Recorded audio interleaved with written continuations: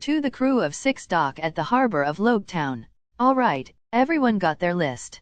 Asked Nami as she looked over the 5 male members of the crew. Yeah, we got them, said Usopp as he looked at his list and over at Sanji. Looks like we are shopping together, he told the blonde.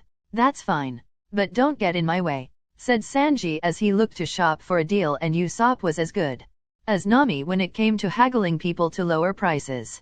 Nami looked at Luffy, Zoro, and Naruto. You 3 stick together. I don't need Luffy making trouble while we are here, she growled at them.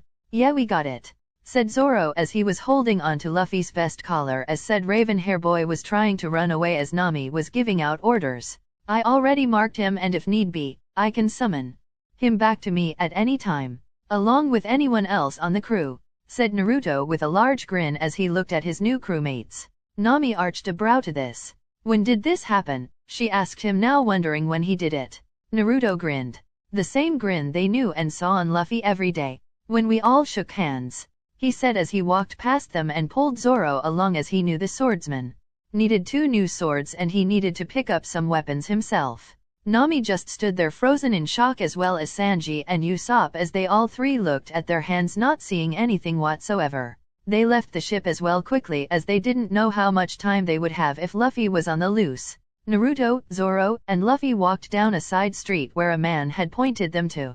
There was the only weapons shop let in town that the Marines and pirates used, as the other shops closed down, with the Marines always wanting a cheaper price, and only one man was able to deal with those snakes and keep his doors open. So Naruto, what type of weapons are you looking for? Asked Zoro as he was wondering if the blonde knew how to use a sword. Naruto looked over at the green hair man next to him. He grinned at Zoro. Well, I have my family's swords, as I took them from my dead siblings as they don't need them in the afterlife. As I was leaving the elemental islands, I stopped and picked a sword that was willed to me after the person death. The bastard that had was a pain in my ass, but I got it back and I have it sealed away in a tattoo on my right forearm, he said with a smile. Zoro nodded his head. We will have to spar once I have 2 new swords, he tells Naruto, who nods his head to the green hair swordsman. This is awesome, said Luffy as he hung on both their shoulders, swinging back and forth like a kid. Naruto just smiled. While we are at it, I think you should pick up a weapon, Luffy. I know a lot of fighters that like to use their hands, but even they had weapons to rely on, for you never know, he said to his captain. Luffy nodded his head to the blonde. Yeah, I used to use a lead pipe as a kid with my brothers, as we used to fight pirates and other bandits growing up, he said with a grin on his face. Zoro looked over at his captain, who doesn't really talk about his past. Well, maybe a staff or something, he questioned. Naruto nodded his head.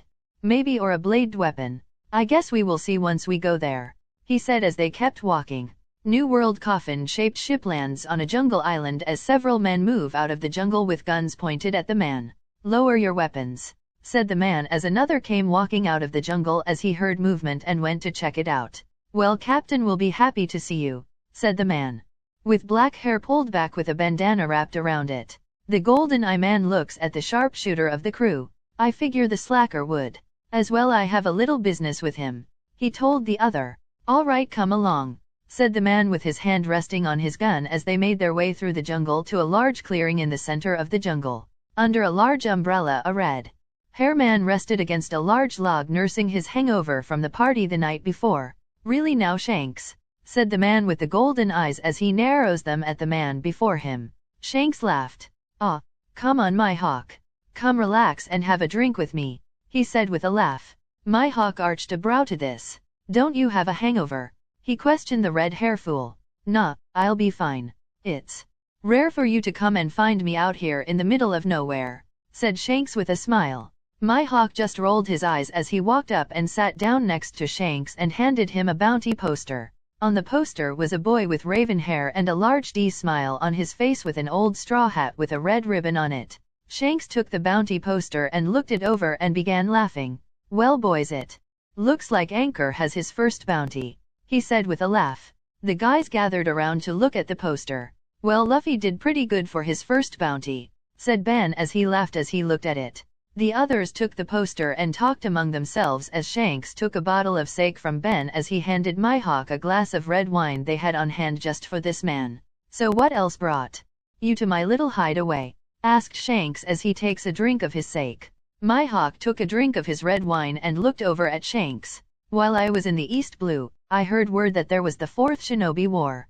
But all the hidden villages united as one and fought against someone called the Rabbit Goddess and one called Madara Uchiha. But the one who won the war was a boy named Naruto Uzumaki. He told his friend, as he was only one of the very few that knew Shanks' true last name that he has kept secret from the world.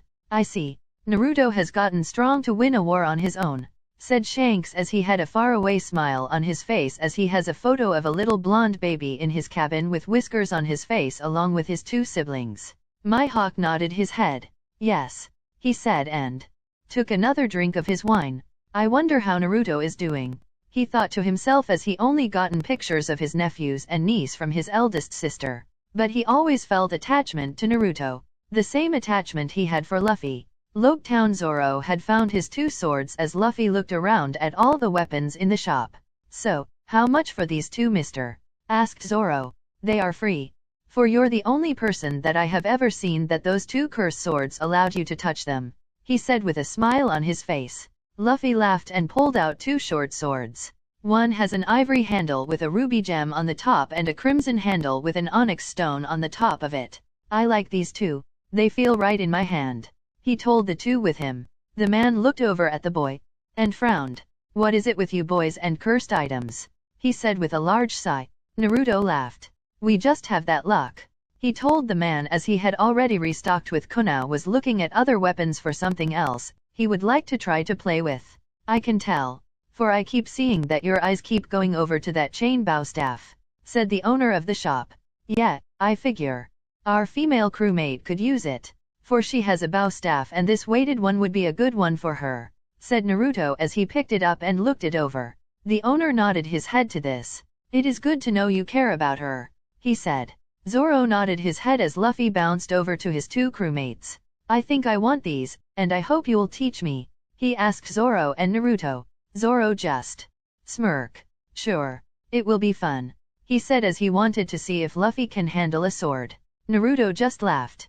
I think Zoro would be the best one to teach you, for I do no kenjutsu, but he is a true master as I am just not as strong as him, he said as he thought back to when his mother would tell him he would never be as good as his 2 siblings. But he shook his head of those memories. They are not part of his new life. He was now a pirate, not a shinobi. Are you going to let that old drunk know you're still alive? Asked Kurama as he was enjoying Naruto's new friends and how carefree they are with life and enjoying themselves. Yeah, but I think I'll do that once we are in the Grand Line. That way no one can come after me. Also I need to take my name off the Toad contract as well, he told Kurama as the fox nodded his head to this. The 2 looked at Naruto as he looked. He appeared to be spaced out for just a moment. So, do we need anything else? Asked Luffy as he took his 2 short swords up to the owner of the shop to pay. Kid, I can't charge you for them. Just take them, he told Luffy as he looks at Naruto. That's 10,000 berries, he told the blonde. Naruto nodded his head for his kunao and the chained weighted bow staff. Alright guys, let's go looks around for Luffy wants to check out that tower, he said with a smile to his 2 new friends. With Nami looked around the town and bought clothing for all the crew as she knew all their sizes and shoes and everything they needed for them. She took them back to the ship and put them away. Now is time to get what I need for my maps, she told herself, clapping her hands together. Returning back to town, Nami wandered around and found a shop she needed and found strange compasses that looked like little globes. Hey mister, what are these? She asked the man behind the counter. The man looked up from the book he was reading. That is a log post you need for the Grand Line, he tells her. Nami nods her head and picks up the log post and finds one that she would like and picked up too, for you never know if you need a backup, and with the boys she has to deal with, yeah, they would break on of them. She walked around some more and picked up what she needs for mapping and a few other things and paid the man. Center of town. Zoro, Naruto had their hands on Luffy's collar as they stopped him from climbing up the tower. Something doesn't feel right, said Naruto looking around the area. Zoro looked over at him. You have that feeling as well? He asked. Naruto nodded his head to this.